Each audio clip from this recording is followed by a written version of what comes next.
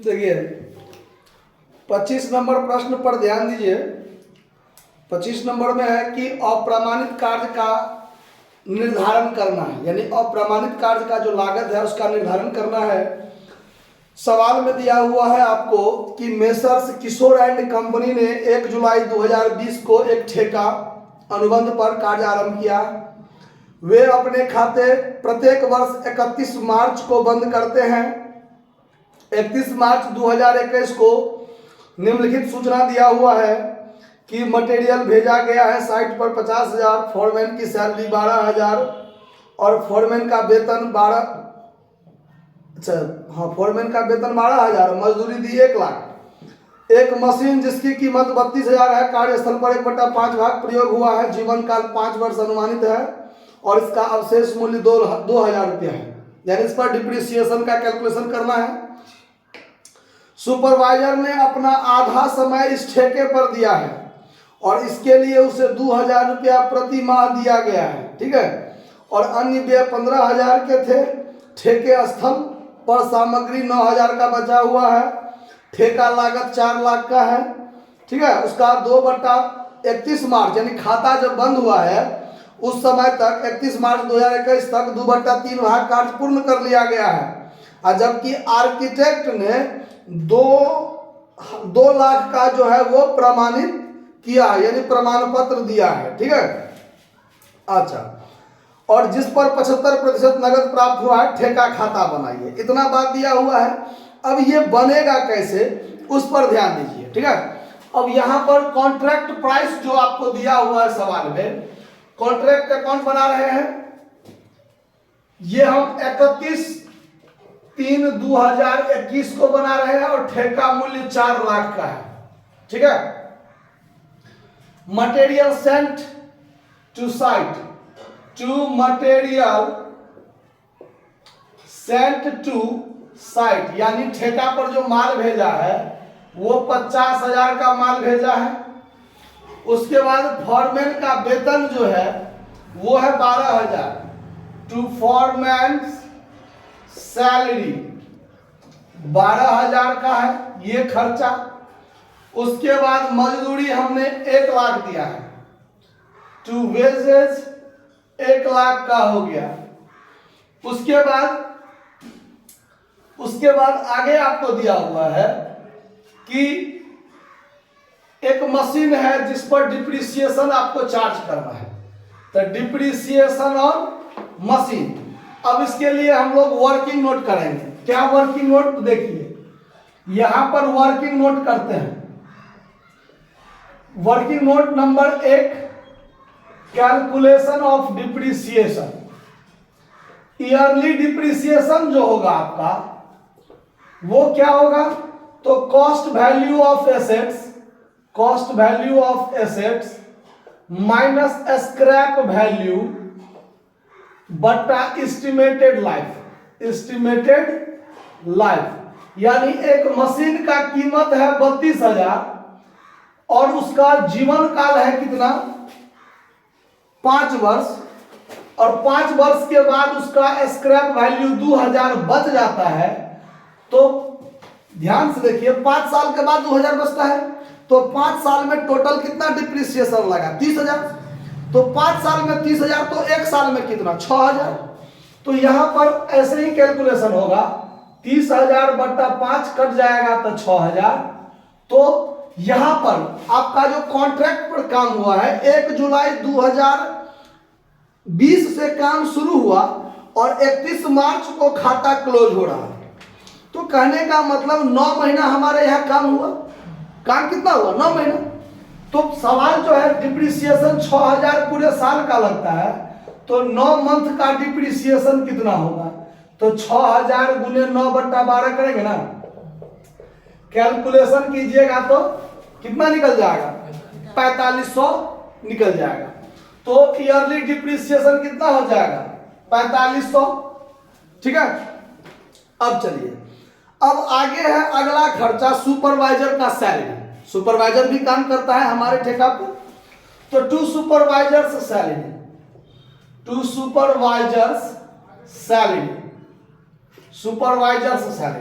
इसके लिए हम लोग वर्किंग नोट 2 नंबर करेंगे, ठीक है। इसमें क्या करना है देखिए, तो ठेका पर 9 महीना काम हुआ। कितना महीना काम हुआ? 9 महीना। 9 महीना में उसको 2000 रुपया सैलरी देते हैं, लेकिन उसने अपना आधा समय ही दिया है ठेका पर। हम तो उसको सैलरी हर एक महीने का दे रहे हैं, लेकिन उससे हम दूसरा भी काम लेते होंगे। इस ठेका पर उसने कितना समय दिया? आधा। तो सैलरी का आधा ही ना उसका बनेगा। तो देखिए, तो सैलरी 9 महीना का कितना? सैलरी चूंकि ठेका पर 1 जुलाई से काम शुरू हुआ और ठेका पर काम हुआ है 9 महीना, तो 9 महीना का 9000, 9 महीना का सैलरी कितना होगा? 9 गुने 2000 रुपया पर महीना, तो 18000। और इसका जो वास्तव में सैलरी फॉर दिस कॉन्ट्रैक्ट, इस कॉन्ट्रैक्ट पर उसने कितना काम किया? आधा समय। तो इसका आधा सैलरी ही इसके लिए होगा ना। आया बात समझ में? तो इस कॉन्ट्रैक्ट पर जो उसने काम किया है उसके लिए उसका सैलरी 9000 ही बनेगा। 2000 रुपया महीना, तो आधा महीना का 1000 रुपया महीना। 9 महीना काम किया, 9000। तो इस ठेका पर कितना खर्चा हुआ? 9000 ना, इसीलिए 9000।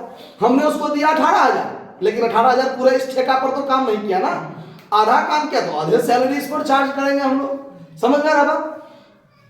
उसके बाद अन्य व्यय 15000, other expense to other expense 15000 दे दिए। कार्य स्थल पर 9000 की सामग्री बचा है, तो जो बचा है उसको क्रेडिट में डालेंगे। तो बाय मटेरियल एट साइट 9000 का इस पर बच गया, तो खर्चे नहीं हुआ, इसीलिए समाप्त हो गया। उसके बाद अब आगे क्या है? तो आगे अब आपको अपना दिमाग लगाना पड़ेगा इस सवाल में, और क्या कहता है उस पर ध्यान दीजिए। अब इसमें आपको बाय WIP अकाउंट तो लिखना है, जिसमें वर्क सर्टिफाइड 2 लाख दिया हुआ है और वर्क अनसर्टिफाइड नहीं है, जिसका आपको निर्धारण करना है ना। तो अब यहां पर वर्क सर्टिफाइड का जो कैलकुलेशन होगा वो कैसे होगा? अब इस पर यहां ध्यान दीजिए। 3 number working note, calculation of work uncertified. अब इसके लिए जब हम काम करेंगे तो उस पर क्या करेंगे? देखिए, सवाल में स्पष्ट लिखा हुआ है कि ठेका पर 31 मार्च 2021 तक 2/3 भाग कार्य पूरा हो गया और उसमें से 2 लाख का प्रमाण पत्र भी मिल गया है। तो अब पूरे ठेका पर कितना काम हो गया? 2/3।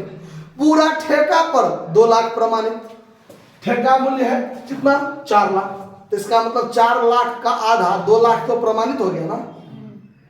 तो जितना काम हो गया उसमें से जितना प्रमाणित हो गया अगर घटा दे तो बाकी अप्रमाणित कार्य ही बचेगा ना, कि नहीं बचेगा? तो यहां पर हम लोग लिखेंगे वर्क अनसर्टिफाइड बराबर work done minus work certified, तो बराबर वर्क अनसर्टिफाइड। तो ये जो वर्क डन हुआ है 2/3 और वर्क सर्टिफाइड कितना है? 1/2।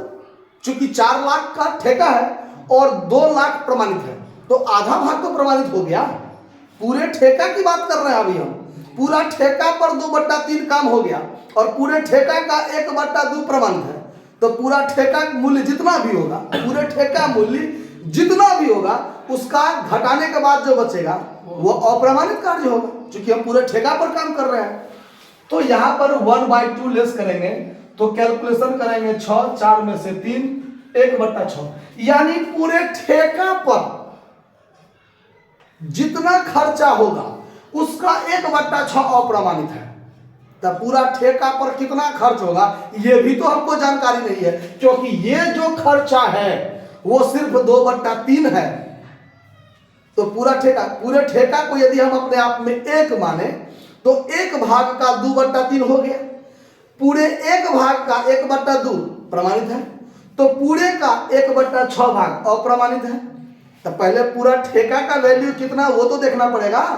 तो पूरे ठेका पर कितना खर्च हुआ वो हमको अभी जानकारी नहीं है, तो वो जानकारी कहां से मिलेगा? वो इसी से हमको मिलेगा। क्यों?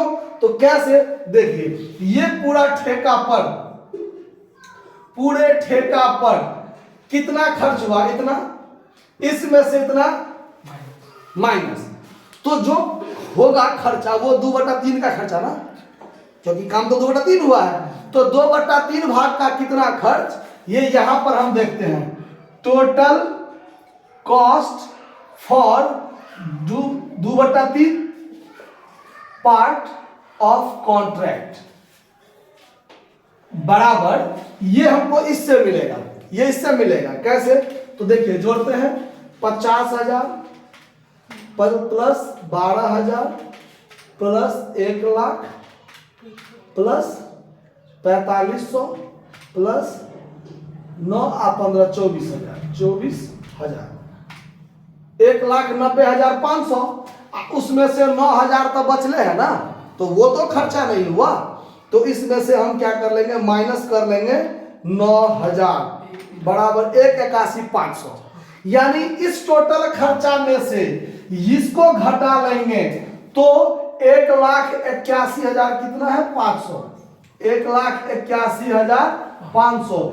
ये खर्चा हमारा हुआ है 2/3 भाग के लिए। कितने भाग के लिए? तो टोटल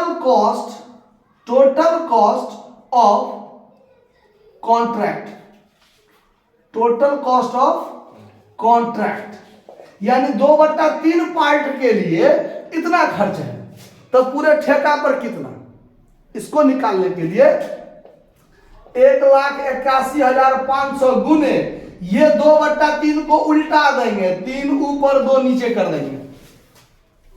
समझ में आ रहा बात?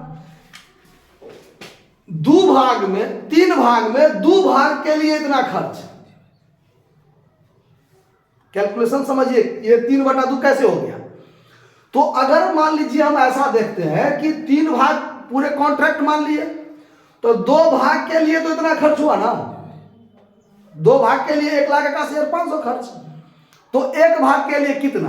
तब तो 2 से भाग दे देंगे तो 1 भाग निकलेगा। तो 3 भाग के लिए कितना? पूरे ठेका तो 3 भाग है ना, तो 3 से गुना कर देंगे तो पूरे ठेका पर जितना खर्च होगा क्लियर हो जाएगा। फिर समझ में नहीं आया? एक बार फिर समझ लीजिए, कोई बात नहीं है। पूरे ठेका को 3 भाग में हम रखे, ये पूरा ठेका है ना, इसको हम 3 भाग में रखे, 1 भाग 2 भाग 3 भाग। तो ये 2 भाग पर जो काम हुआ मेरा, ये 2 भाग पर जो काम हुआ तो 1,81,500 खर्चा हुआ, और 1 भाग के निकालना है, तो ये 2 भाग पर इतना खर्च हुआ, तो इसमें अगर हम 2 से भाग दे देंगे तो 1 भाग का खर्च निकलेगा, 1 भाग इतना, 1 भाग इतना। तो जब 1 भाग हमको पता चल जाएगा तो फिर इस भाग से भी गुना कर देंगे, तो इसका मतलब तीनों में उतना बराबर खर्च होगा कि नहीं होगा? पूरे ठेका को हम 3 भाग में बांट लिए। तो अब इसमें जब हम भाग देंगे तो भागा हो जाएगा आपको 2, तो 90,750, यानी 90,750 इसमें, 90,750 इसमें, तो 90,750 इसमें भी तो खर्चा होगा। तो 1 भाग निकालने के लिए 2 से भाग दिए, तो 3 भाग निकालने के लिए फिर इस तीनों से गुना करेंगे तब ना निकलेगा। इसीलिए वो 2/3 क्या हो गया? 3/2 में चेंज हो गया। ठीक है, अब इसमें हम क्या करेंगे? गुना कर देते हैं 3 से, तो 2,72,450, 2,72,450 ये पूरे कॉन्ट्रैक्ट का खर्चा हो गया। किसका खर्चा? पूरे कॉन्ट्रैक्ट का खर्चा हो गया। तो पूरे कॉन्ट्रैक्ट तो 1 है हमारा, अब उसका 1/6 भाग वर्क अनसर्टिफाइड है, तो अब हम निकालेंगे वर्क अनसर्टिफाइड बराबर तो 1/6 भाग, तो पूरे कॉन्ट्रैक्ट का 1/6 भाग ना, तो पूरे कॉन्ट्रैक्ट पर इतना खर्च हुआ, तो 2,72,450 गुने 1/6। तो अब इसमें भाग दे दीजिए आप 6 से, जो बचेगा, कहीं गुना का गलती हो गई क्या? शायद कहीं कैलकुलेशन मिस्टेक किए हैं। ठीक है, अब इसको पहले कैलकुलेशन मिस्टेक हम देख लेते हैं, उसके बाद फिर शुरू करते हैं। देखिए, मिस्टेक हम लोग कहाँ किए थे उस पर ध्यान दीजिए। यहां पर हम लोगों ने मिस्टेक किया था, ठीक है, इसीलिए हम लोगों का ये पूरा मिस्टेक हुआ था। उसको सही क्या करेंगे? देखिए, सवाल में कहता है कि डिप्रिसिएशन जो लगाना है वो वर्ष भर में 1/5 वर्ष के लिए ही प्रयोग हुआ है। 1/5 भाग के, तो हम यहाँ 9 महीना का डिप्रिसिएशन लगा दिए थे, यही हम लोगों ने मिस्टेक किया था। ठीक है, सवाल में कहता है कि 6000 तो ईयरली डिप्रिसिएशन हुआ, और 1/5 भाग के लिए 1/4 ईयर के लिए 1/5 ईयर के लिए हम लोग डिप्रिसिएशन लगाएंगे मात्र। तो 1/5 ईयर के लिए लगाएंगे, तो 6000 गुने 1/5, सालाना डिप्रिसिएशन 6000 पूरे साल का। तो वर्ष में तो 1/5 भाग के लिए ना हम लोगों ने प्रयोग किया था ना, तो सिर्फ 1200 डिप्रिसिएशन चार्ज करना था, यहीं पर हम लोगों ने मिस्टेक किया था, बाकी सब क्लियर है। ठीक है, तो यहाँ पर डिप्रिसिएशन कितना हो जाएगा 1200 होगा, तो फिर यहाँ पर ये बदल जाएगा, इसका कैलकुलेशन हम लोगों ने मिस्टेक किया था। ठीक है, देखिए, तो अब यहाँ पर जो हम लोग करेंगे, तो इस पूरे को कीजिए 50,000 प्लस 12,000 प्लस 1,00,000 प्लस 1200 प्लस 9,000 और 15,000 24,000 माइनस 9,000 बराबर 1,78,200, यानी कॉन्ट्रैक्ट पर टोटल खर्चा जो हुआ 1,78,200 1,78,200, तो यहां पर 1,78,200। ठीक है, अब इसमें गुना कर दीजिए आप 3 से, बराबर भागा कर दीजिए 2 से, तो 2,67,300 2,67,300 पूरे कॉन्ट्रैक्ट पर खर्चा होगा। 2,67,300 2,67,300 में भाग दीजिए 6 से, तो आपका 44,550 रुपया जो वर्क अनसर्टिफाइड है वो निकल जाएगा। ठीक है, तो यहां पर मिस्टेक किया था, तो अब ये आपका 44,550। ठीक है, अब इस टोटल को जोड़िए तो 2,44,550। अब लाभ का निर्धारण करना है, तो अब लाभ का निर्धारण करना है, तो अब इसको जोड़िए 2,44,550 प्लस 9,000 बराबर 2,53,550 2,53,550। अब इसमें से घटाइए, तो घटाएंगे 1,62,000 ये हो गया, आप फिर माइनस कीजिए 12, ये हो गया 24 1 25,200 25,200, तो 66,350 है टोटल प्रॉफिट। 66,350 ये हो गया आपका टू बैलेंस CD, जो आपका क्या निकलेगा टोटल प्रॉफिट। फिर इसको कीजिए बाय बैलेंस BD, जो आपका टोटल प्रॉफिट है 66,350। अब इसका 2 पार्ट बन जाएगा, एक पार्ट 2PL अकाउंट जो आपका प्रॉफिट होगा, और एक WIP अकाउंट जो आपका क्या रह जाएगा प्रॉफिट रिजर्व रह जाएगा।